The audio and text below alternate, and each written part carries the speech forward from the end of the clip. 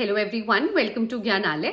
तो आइए आज अपने इस वीडियो में हम ज्ञानालय के माध्यम से जानते हैं कि कैसे नेस्ट ने जो की है ट्राइबल वेलफेयर के कॉन्टेक्स्ट में या ट्राइबल स्टूडेंट्स के कॉन्टेक्स्ट में बहुत कुछ इम्प्रोवाइज किया है। कैसे जो की है नेस्ट द्वारा आप कह सकते हो कि अच्छी फैसिलिटीज देने की कोशिश की जा रही है। डिस्ट्रिक्ट लेवल, स्टेट लेवल पे कमिटीज बनाने की कोशिश की जा रही है जो कि इन टर्न वर्क करेगी for the welfare of students. कैसे प्रिंसिपल, स्टाफ, नर्स, काउंसलर सबकी रिस्पॉन्सिबिलिटीज फिक्स की जा रही है कि भाई आप जो कि अकाउंटेबल होगे इन चीजों के लिए और आपको जो कि इन टर्न जो बेनिफिट ऑफ ट्राइबल स्टूडेंट्स है उनके लिए वर्क करना है। अकोमोडेशन के कॉन्टेक्स्ट में, मेस के कॉन्टेक्स्ट में, सिक्योरिटी एंड सेफ्टी के कॉन्टेक्स्ट में नेस्ट ने बहुत सारे गाइडलाइंस बना के जो की है 4/12/2024 के डेट से अपना सर्कुलर इशू कर दिया है नोडल ऑफिसर्स को, जिसकी की सोल रिस्पॉन्सिबिलिटी नोडल ऑफिसर्स पे डाल दी गई है। आइए शॉर्ट में जो मेन पॉइंट्स हैं हम उनके बारे में डिस्कस करते हैं आज। तो उम्मीद करूंगी आप सब मेरे साथ अंत तक जुड़े रहेंगे। देखिए, सबसे पहले तो मैं बताना चाहूंगी कि अकोमोडेशन को लेके हो या फिर साउंड हेल्थ को लेके हो, सेफ्टी एंड सिक्योरिटी को लेके हो, मेस फैसिलिटी को लेके हो या फिर जो district and state level committees के फॉर्मेशन को लेके हो, इन सब के बारे में नेस्ट ने जो की है इंफॉर्मेशन प्रोवाइड कर दी है। नेस्ट ने जो की है, आप देखो जो अकोमोडेशन है उसके बारे में ये बताया है कि भाई 30 बॉयज एंड 30 गर्ल्स रिस्पेक्टिवली जो कि अकोमोडेट किए जा रहे हैं 6 to 10 एंड 90 स्टूडेंट्स को जो कि है +2 के लिए अकोमोडेशन प्रोवाइड किया जा रहा है। बट जो एग्जिस्टिंग EMRSs हैं हमें उनमें एक्सपेंशन करना होगा ताकि इस फिगर को जो की है हम 480 तक पहुंचा सके और 240 तक पहुंचा सके। 240 गर्ल्स एंड 240 बॉयज के लिए उन्होंने रिस्पेक्टिवली बताया है, जो कि 480 फिगर बैठ रहा है आपका। टोटल 480 फिगर्स को जो किया इन्हें अकोमोडेट करने की रिस्पॉन्सिबिलिटी दी गई है। अब देखिए यहाँ पे एक चीज और, टोटल अकोमोडेशन जो मैं बता रही हूँ वो 480 का दिया गया है यहाँ पे। साथ ही साथ अब आप देखो क्योंकि और +2 में भी ये लेंगे ही, तो टोटल 480 अकोमोडेशन आप मान के चलो। अब देखिए जो मेन पॉइंट है इससे रिलेटेड वो ये है कि भाई आप जब अकोमोडेशन प्रोवाइड करोगे तब इस अकोमोडेशन में आपको जो की है बेडिंग फैसिलिटी है, वाटर फैसिलिटी है, जो रूम है उस रूम में स्पेसेस आप कह सकते हो कि एक्यूरेट स्पेसेस है कि भाई उनका एडजस्टमेंट हो सके। वहां पे इतना स्पेस होना चाहिए कि वॉक करने का स्पेस रह सके बेड्स के बीच में। तो इन सब का जो कि ध्यान रखने को कहा गया है। साथ ही साथ आप देखो उन्हें बताया गया है कि भाई जो भी आप कह सकते हो जो भी वहां पे हॉस्टल वार्डन होंगे उन्हें जो कि है, या हाउस मास्टर्स हैं उन्हें भी जो कि वहां पे रहना होगा, उनके लिए भी रहने की फैसिलिटी होनी चाहिए। उन्हें भी जो कि टाइम टू टाइम एक्सेस करते रहना होगा, टाइम टू टाइम देखना होगा, मेंटेन करना होगा कि हाँ भाई सारे स्टूडेंट्स वहां पे ठीक से रह पा रहे हैं या नहीं रह पा रहे। किसी तरह की इनसिक्योरिटी, किसी तरह की इनएडिक्वेट फैसिलिटी तो या इनएडिक्वेट कंडीशंस का तो उन्हें सामना नहीं करना पड़ रहा है। अब देखिए अगर हम इंडिविजुअली बात करें कि ड्यूटीज क्या है, तो मैं स्टाफ नर्स से बताना चाहूंगी कि रिस्पेक्टिव ड्यूटीज क्या है। देखिए कोई बच्चा अगर बीमार है तो स्टाफ नर्स की रिस्पॉन्सिबिलिटी बनेगी फर्स्टली। सेकेंडली अगर बच्चा बीमार है तो आपको जो कि है उन्हें मेडिसिन ट्रीटमेंट के साथ साथ जो कि अगर जरूरत पड़ता है, तो ऐसा नहीं है कि बच्चा बीमार है तो आप उसे घर भेज दोगे, आप जो कि पेरेंट्स को इन्फॉर्म करोगे और ज्यादा अगर तबियत खराब है तो आप उन्हें हॉस्पिटलाइज करोगे पेरेंट्स को इमिडिएटली इन्फॉर्म करने के बाद। साथ ही साथ देखिए जहां पे अगर एडिक्वेट ड्रिंकिंग वाटर या आप कहो कि मेडिकल चेकअप की जरूरत है टाइमली, तो आप जो की है एडिक्वेट ड्रिंकिंग वाटर तो प्रोवाइड करोगे ही। स्टाफ नर्स की रिस्पॉन्सिबिलिटी है इस चीज की। साथ ही साथ जो कि medical checkup once in a quarter सारे स्टूडेंट्स का जो कि है होते रहेगा। जो भी नेसेसरी अरेंजमेंट्स है, फिर चाहे वो स्पेशल डाइट के फॉर्म में हो या फिर आप कह सकते हो कि वो जो कि है स्टूडेंट्स के मेंटेनेंस के फॉर्म में हो, कि हेल्थ जो कि एकदम साउंड कंडीशन में रहे, वो सब कुछ जो कि स्टाफ नर्स की रिस्पॉन्सिबिलिटी बैठेगी। हाउस मास्टर या हॉस्टल वार्डन की रिस्पॉन्सिबिलिटी क्या है कि भाई डेली जो वेलफेयर कंडीशंस हैं स्टूडेंट्स के, उनके बारे में हाउस मास्टर या हॉस्टल वार्डन को इन्फॉर्म करना होगा प्रिंसिपल को। साथ ही साथ देखिए उनकी ये भी रिस्पॉन्सिबिलिटी है कि जहां पे भी किसी चाइल्ड को जरूरत है वो ये चीज देखे कि स्टाफ नर्स या फिर जो भी आप कहो कि हॉस्पिटलाइजेशन की जरूरत है या जो भी नेसेसरी कंडीशंस हैं जिसकी जरूरत की है किसी पर्टिकुलर स्टूडेंट को, तो वो उसको प्रोवाइड किया जा रहा है या नहीं किया जा रहा है। ये responsibility house masters as well as hostel warden की है। हॉस्टल वार्डन के लिए भी रहने का देखिए अरेंजमेंट जो कि वही होगा, उनका भी जो कि है आप कहो कि उसी हॉस्टल में जो कि अकोमोडेशन वही करवाना है। साथ ही साथ देखिए अब सबसे इंपॉर्टेंट रोल आ जाता है यहाँ पे काउंसलर्स का, कि भाई काउंसलर्स यहाँ पे क्या रोल प्ले कर रहे हैं। देखिए ये आप एक चीज समझो, जब स्टूडेंट एंटर कर रहा है ईएमआरएस के बिल्डिंग में, आप कहो ईएमआरएस के कैंपस में, एक एक तो देखिए कि वो बहुत अडोलेसेंट एज में एंटर कर रहे हैं, जो कि बहुत टेंडर इयर्स है, आप देखो, है ना, जहां पे बच्चे की बिगड़ने की भी चांसेस होते हैं। तो इन सब चीजों का ध्यान रखना कि बच्चा जो कि किसी गलत आदत में नहीं पड़ जाए, बच्चा किसी गलत संगत में नहीं पड़ जाए, क्योंकि वो अपने पेरेंट्स को छोड़कर यहाँ पढ़ने आ रहे हैं। रेसिडेंशियल कैंपस है, आपके भरोसे वो यहाँ पर है ना। पेरेंट्स भी ये सोचकर भेज रहे हैं कि मेरा बच्चा पढ़ाई कर रहा है, तो वो गलत संगत ना, किसी गलत संगत में ना पड़ जाए, किसी बुरी आदतों को जो कि है वो ना अपना ले। तो इन सब का ध्यान रखना काम है काउंसलर का। स्टाफ नर्स है, मेडिकल जितना भी आप देखो, appropriate sound health as well as medical condition, एकदम साफ साफ शब्द में आपको बताऊं तो ये काम है स्टाफ नर्स का। हॉस्टल वार्डन का क्या काम है कि भाई उसे देखना है कि बच्चा जो कि है साउंड हेल्थ में है कि नहीं, सारी फैसिलिटीज उन्हें प्रोवाइड की जा रही है या नहीं की जा रही है। अब जो आपका काउंसलर है उनका क्या काम है कि भाई एडोलेसेंट एज है बच्चों का, आपको जो कि उन्हें सही गाइडेंस प्रोवाइड करना है, आपको उनके लिए मार्गदर्शक बनना है कि आपको जो कि वो सही रास्ता अपनाए, वो जो कि पढ़ाई पे कॉन्सेंट्रेट करे, क्योंकि उन्हें ये फैसिलिटी इसलिए प्रोवाइड की जा रही है ताकि वो जो कि आगे चल के आप कहो कि अपने पेरेंट्स का सपोर्ट बने, खुद अपने लिए तो वो इंडिपेंडेंट बने ही और अपने पेरेंट्स का सपोर्ट बन के वो खड़े रहे, है ना।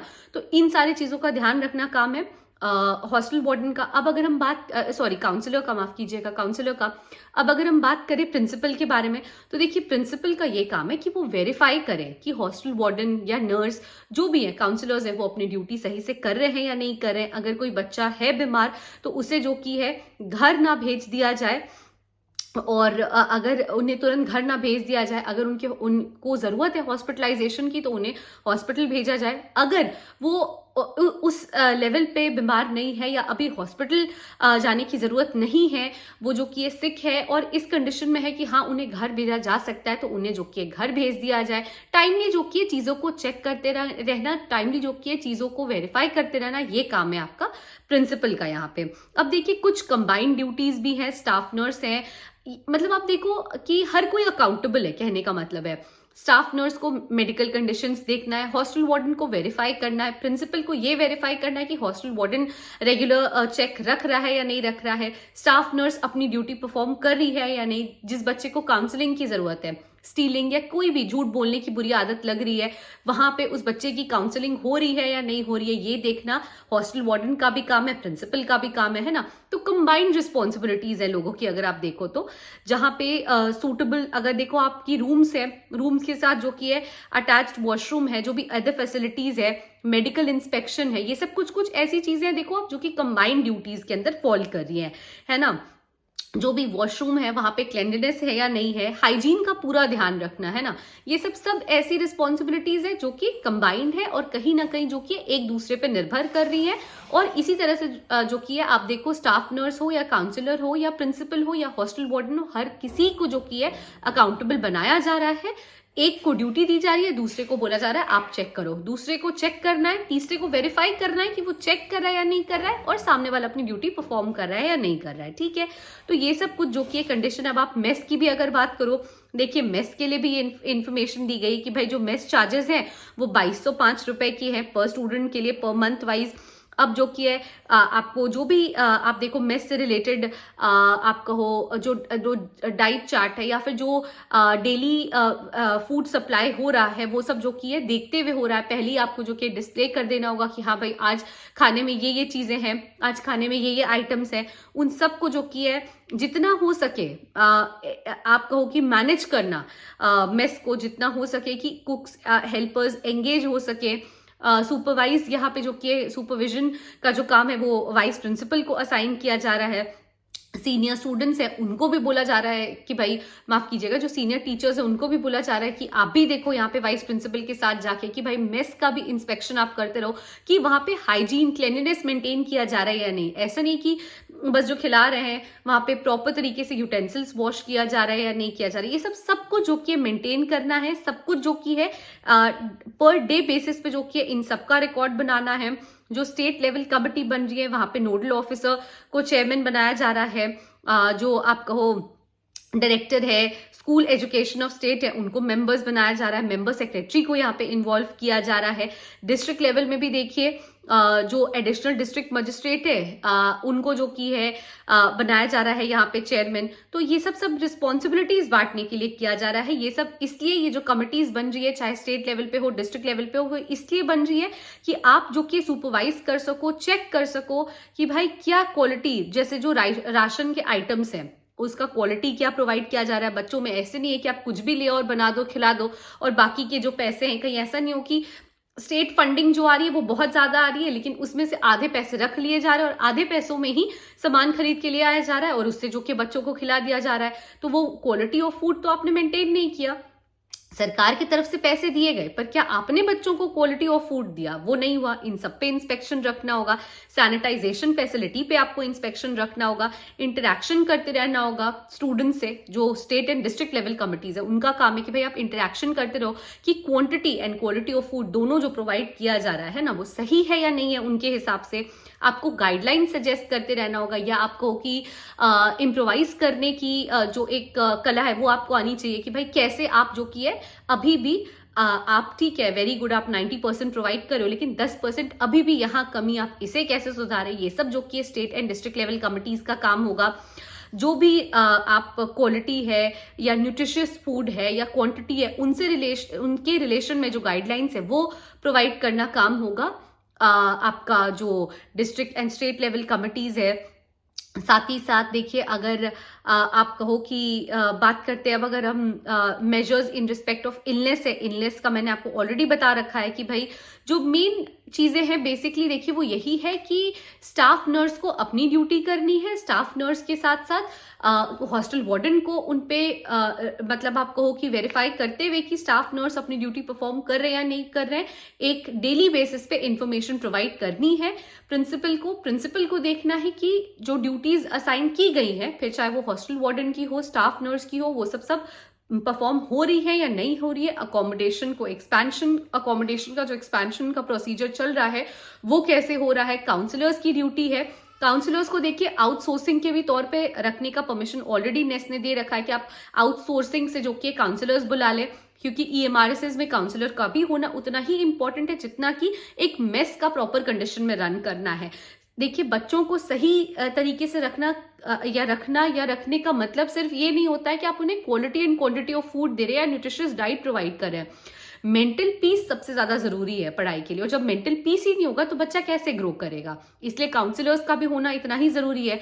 स्टेट और डिस्ट्रिक्ट लेवल कमिटीज का फॉर्म है या उनका काम है, उनके फॉर्मेशन के बाद वो ये देखें कि भाई क्वालिटी ऑफ फूड दिया जा रहा है, क्वांटिटी सब कुछ मेंटेन किया जा रहा है, न्यूट्रिशनल डाइट प्रोवाइड किया जा रहा है, जो एजुकेशन सिस्टम है वो सही से चल रहा है।